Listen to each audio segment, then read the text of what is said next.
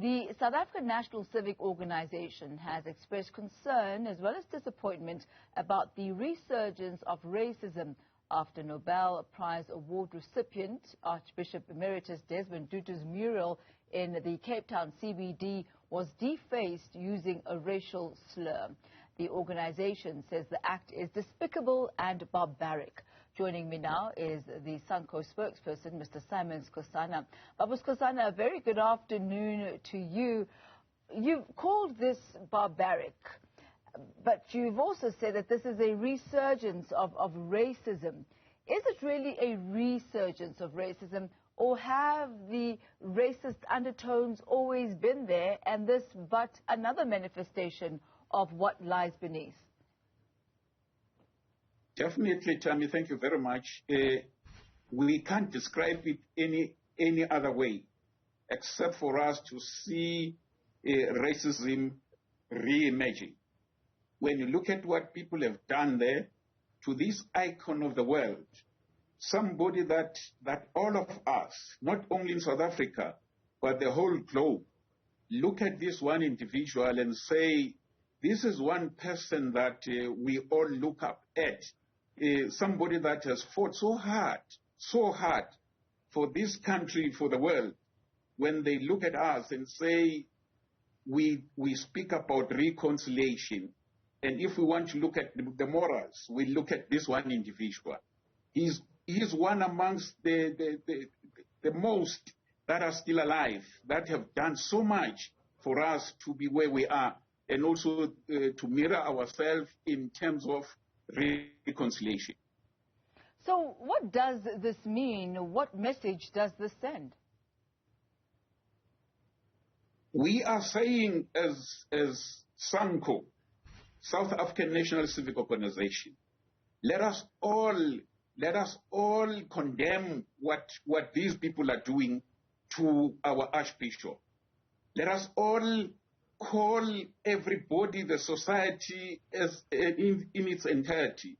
Let's come back to ourselves and begin to say South Africa belongs to all who live in it, both black and white. This is a non-racial, non-sexist country.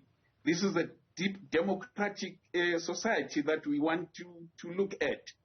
No one must then begin to do what they've done in the Western Cape on Archbishop Desmond Tutu.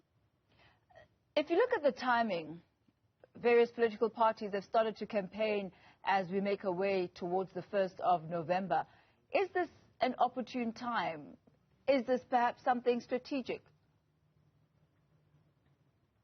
This cannot be anything else other than those that are opposed to what is happening in South Africa.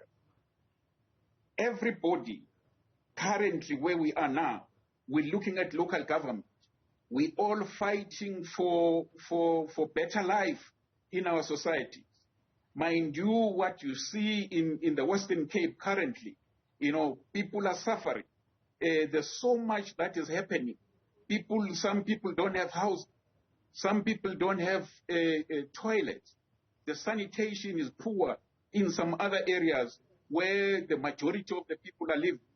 We are saying now, with all of these things that are happening, because people understand that people are going to vote other people out of their positions and begin to say there's a better way of living in this area.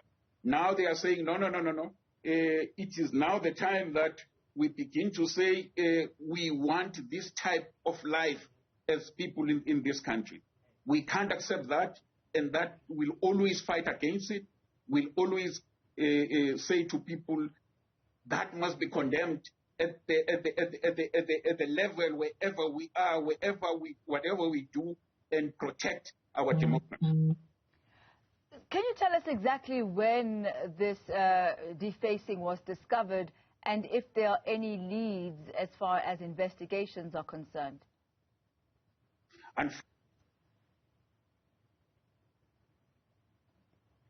Mr. Skhosana? Are you still with us, Mr. Skhosana? Have come to realize when media people like yourself came up with all of this. As SANCO, we have deployed our cadres in that part of the country and said they must begin to work on that.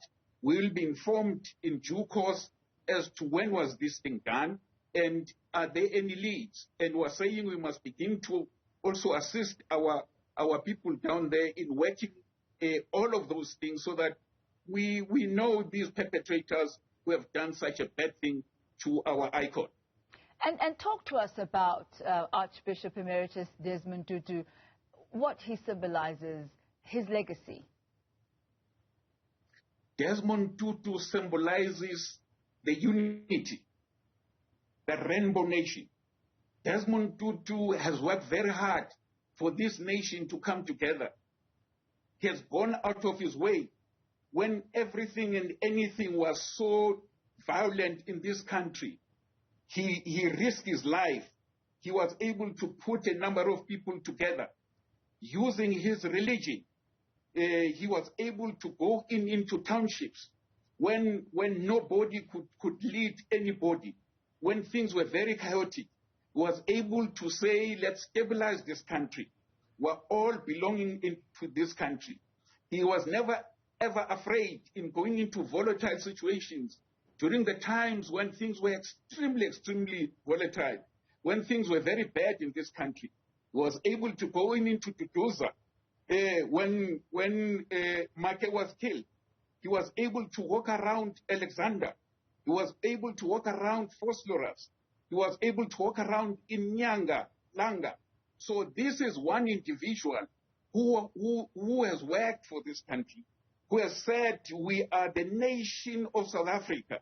We are a nation that must really value ourselves and very much. When the morals of our comrades began to speak another language, he didn't mince his words. He was able to come up and stand and say, this cannot be done in the name of ourselves as people of South Africa. Because South Africans are people who are very peaceful. South Africans are people of integrity. And some of you in government, what you are doing is not what represent us as people of this country. People will read us very wrongly. And this is the legacy of Archbishop Desmond Tutu. What do you believe should be done to those who are found?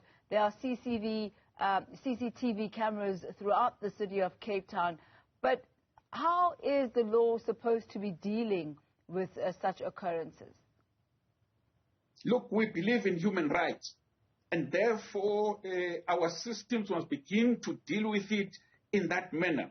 We've got to say all of those who are dealing with people in a manner where they trample on their human rights, we've got to look at it in that manner and say we've got laws that govern us as a country, as a people. And therefore, once we've got the facts, as SANCO would propagate that if there's any law that has been trampled, we've got to look at it and allow the system to work on them. Mr. Skhosana, thank you very much for your time and your insight this afternoon. He is Mr. Simon Skhosana, spokesperson of SANCO. That desecration of the image of Archbishop Emeritus Desmond Tutu took place in Cape Town, and investigations are still underway.